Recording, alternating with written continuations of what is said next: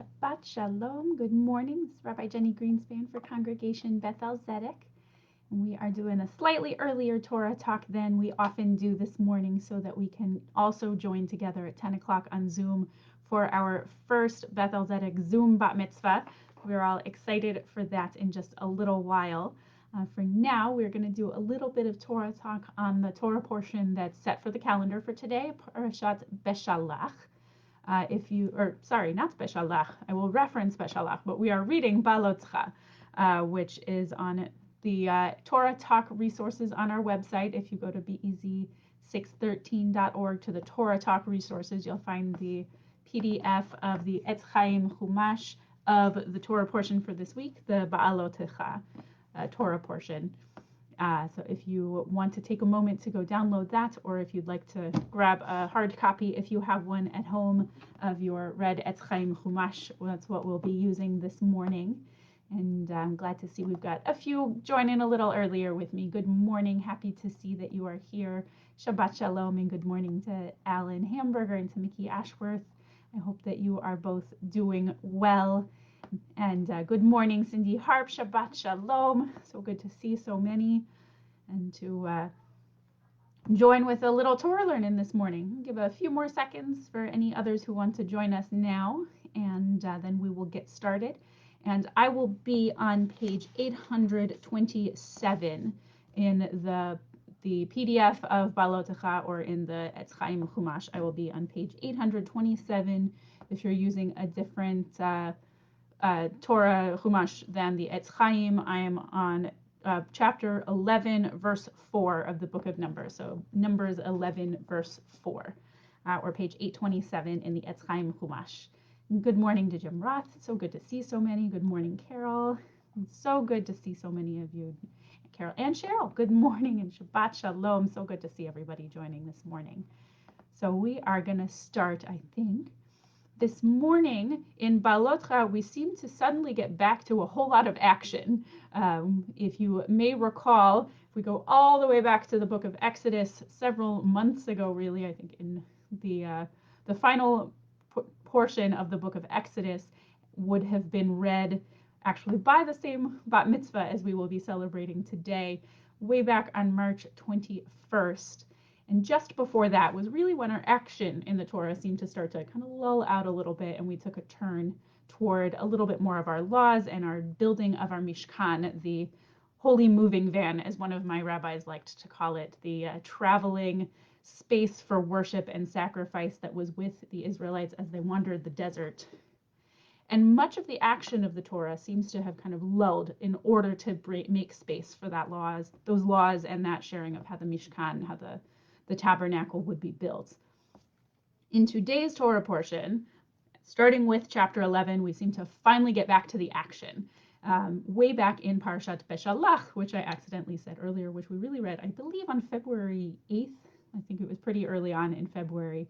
We crossed through the Red Sea. We received manna for the first time, which I'm going to come back to in a moment. And then we started wandering. And here we pick back up with where the Israelites are as they have been wandering. This is a very emotional chapter. A lot of the action is fraught with complaints and frustrations and gossiping. Moses gets frustrated and angry with the people and asks God why he was told to lead them. Miriam and Aaron seem to be gossiping about Moses. The people are constantly complaining about Moses and about God. There's just a lot of frustration and anger and emotion that comes through this Torah portion.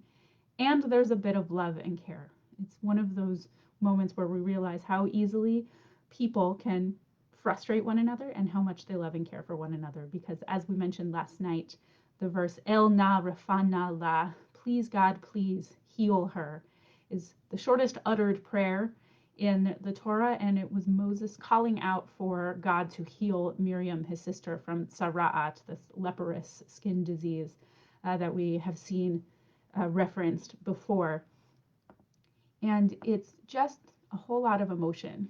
And so I want to focus on one in particular, and that is the emotion of longing and of jealousy and of frustration at things not changing, which I think might feel a little bit relevant to us right now.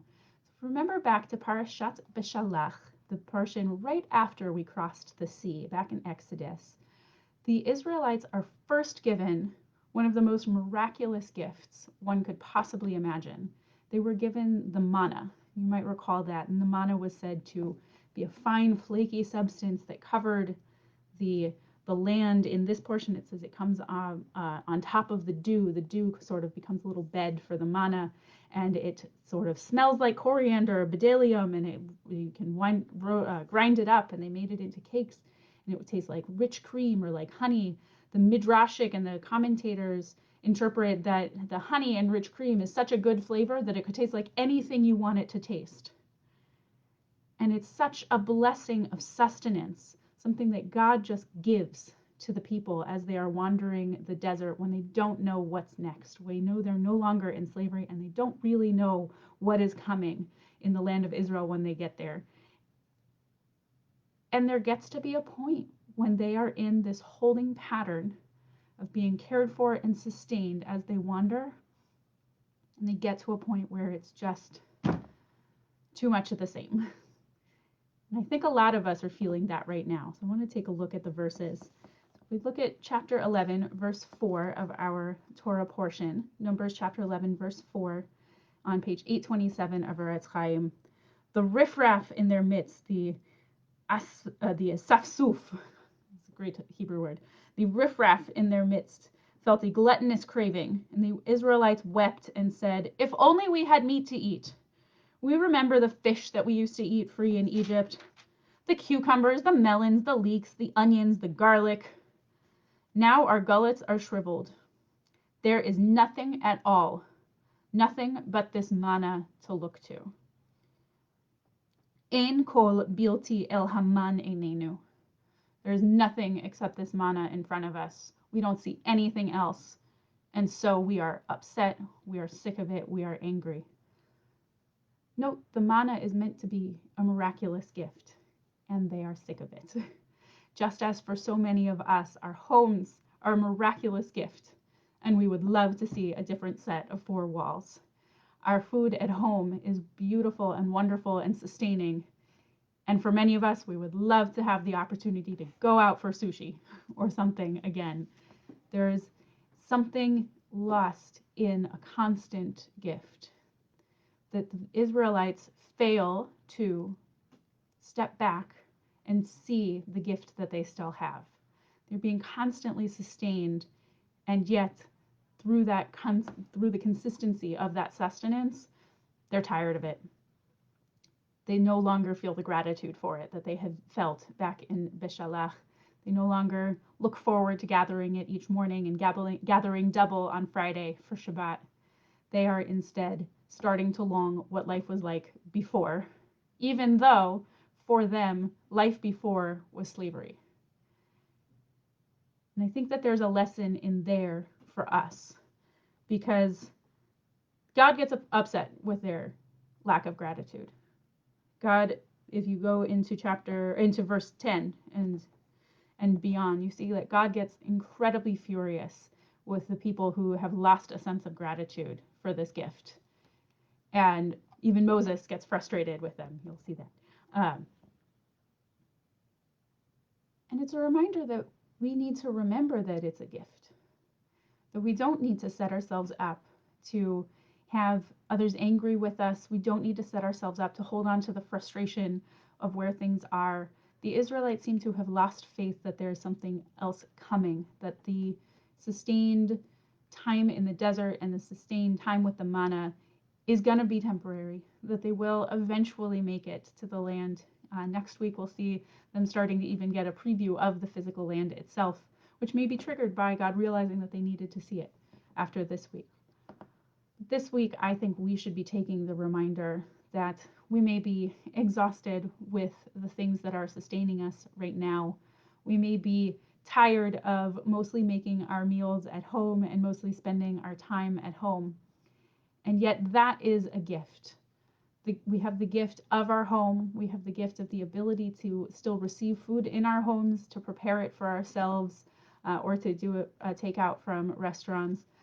we have opportunity to limitedly break out. And maybe we should take the hints from the Israelites that we want to take care of ourselves at home and find a new gratitude in it. Maybe this is the week that we look up a new recipe we haven't tried before, or that we teach a family member how to make something that we love making. But I think we have an opportunity to step back, and instead of seeing our sustained time at home as a burden, to recognize that it is a blessing. I want to say Shabbat Shalom. Thank you for joining me. I hope you'll join us again. I know it's a little while yet, but I hope you will join us again at 10 o'clock on Zoom. You can find the links in the Beth-El email to see our bat mitzvah this morning.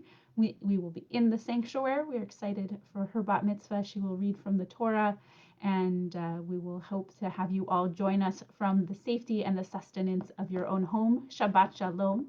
Shabbat Shalom to Ryan Dorman and Phyllis Luger. I see you joined since I read through last.